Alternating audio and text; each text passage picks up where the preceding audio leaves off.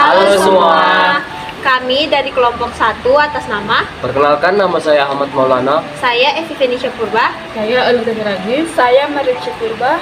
Saya Eko Petrus Purba. Jadi di sini kami akan melakukan video pembahasan tentang masalah penataan ruang di wilayah sekitar Simalungun, yaitu Pekan Raya. Adapun yang menjadi masalahnya yaitu penyimpangan pemanfaatan ruang.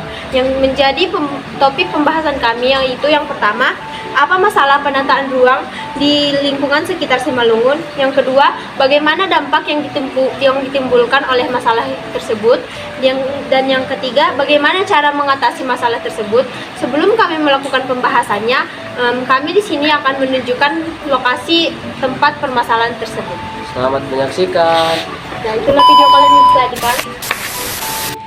Nah teman-teman, ini adalah salah satu gedung pajak raya yang saat ini terbengkalai dan sering juga disalahgunakan oleh para pelajar seperti tempat tawuran, pacaran tidak sewajarnya, dan perilaku menyimpang lainnya.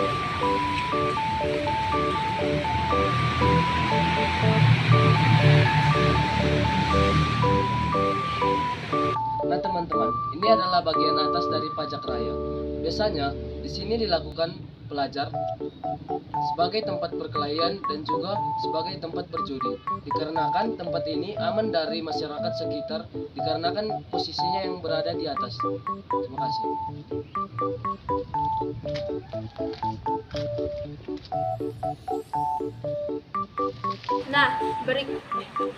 Nah, itu merupakan lokasi yang menjadi topik permasalahan kami kali ini. Selanjutnya, kami akan membahas apa itu permasalahannya, faktor pendorongnya, dampaknya, dan cara mengatasinya. Selamat menyaksikan. Penyimpangan pemanfaatan ruang di Pekan Raya merujuk pada tindakan atau praktik yang melibatkan penggunaan area pasar atau lokasi perdagangan yang tidak sesuai dengan peraturan atau tata ruang yang telah ditetapkan. Contohnya adalah penyalahgunaan gedung lahan yang masih kosong di Pekan Raya, yang dimana terdapat 2 gedung. Pada gedung 2, 50% lahan masih kosong. Kini, gedung kedua ini dijadikan tempat perbuatan yang sangat menyimpang oleh remaja-remaja. Adapun penyimpangan penggunaan ruang yang dilakukan remaja di Pekan Raya, diantaranya tempat yang kosong yang harusnya digunakan untuk berdagang, kini dijadikan tempat judi-judian, berpacaran, tempat aksi tawuran, bahkan berpacaran yang tidak wajar. Faktor-faktor yang menyebabkan terjadinya masalah penyimpangan pemanfaatan ruang di Pekan Raya. Ada beberapa faktor yang menyebabkan penyimpangan pemanfaatan ruang di gedung Pekan Raya. Yang pertama, ketersediaan ruang. Gedung kosong biasanya menawarkan ruang yang luas dan tidak terpakai untuk berkumpul, terutama jika tidak ada penggunaan resmi atau bisnis yang beroperasi di dalamnya. Ini menjadikan tempat yang menarik bagi kelompok-kelompok yang mencari tempat untuk berkumpul. Yang kedua, kurangnya pengawasan. Gedung kosong seringkali tidak memiliki pengawasan yang ketat atau keamanan yang memadai, membuatnya menjadi lokasi yang menarik bagi aktivitas ilegal atau tawuran. Ketidakhadiran pengawasan dapat memberikan peluang bagi kelompok-kelompok ini untuk melakukan aktivitas merupakan tanpa gangguan. Yang ketiga, kesenjangan generasi muda. Terkadang, kegiatan tawuran dapat menjadi ekspresi ketidakpuasan atau ketegangan antara generasi muda. Gedung kosong dapat dianggap sebagai tempat yang cocok untuk pertemuan atau konfrontasi semacam itu. Yang keempat, ketidakpatuhan masyarakat. Terkadang, masyarakat setempat atau pemilik properti dapat melakukan penyimpangan pemanfaatan ruang tanpa izin atau pelanggaran peraturan karena mereka tidak memahami konsekuensi hukum atau merasa bahwa aturan tersebut tidak berlaku untuk mereka. Setelah diteliti, ternyata gedung yang kosong juga ada penyebabnya. Melalui wawancara terbuka, dihasilkan bahwa gedung kosong disebabkan oleh beberapa faktor, yaitu yang pertama, kurangnya minat pedagang untuk berjualan di atas karena keberatan akan pemungutan pajak, sehingga banyak yang berjualan di bawah sampai mengambil tempat yang bahkan tidak layak dijadikan sebagai tempat berjualan atau tempat yang sempit. Yang kedua, pedagang menganggap bahwa lebih banyak konsumen yang berbelanja di area bawah, sehingga tidak ada yang mau mengisi gedung di area atas.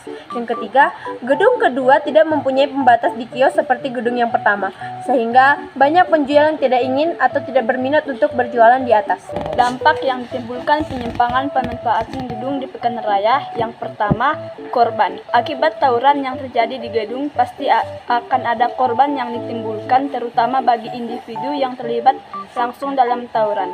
Yang kedua, ketidaknyamanan masyarakat. Penyimpangan pemanfaatan ruang seperti tawuran, judi, dan pacaran yang tidak wajar dapat menciptakan ketidaknyamanan bagi masyarakat setempat. Dan yang ketiga, warga sekitar yang terpengaruh akibat dari judi-judian di gedung Pekan Raya. Terdapat beberapa warga yang terpengaruh atau ikut-ikutan. Dan keempat, masa depan yang gagal. Akibat berpacaran yang tidak wajar, pihak bersangkutan akan rentan mengalami stres dan depresi karena timbulnya rasa malu, kekucilan oleh lingkungan masyarakat maupun lingkungan pergaulan. Adapun cara mengatasi penyimpangan pemanfaatan gedung di Pekan Raya. Yang pertama, peningkatan penegakan hukum. Memastikan penegakan hukum yang tegas terhadap remaja-remaja yang melakukan aksi penyimpangan pemanfaatan gedung Pekan Raya. Yang kedua, perbaikan regulasi, merevisi atau memperbarui regulasi, tata ruang dan peraturan pembangunan untuk membuatnya lebih jelas, ketat dan sesuai dengan kebutuhan saat ini.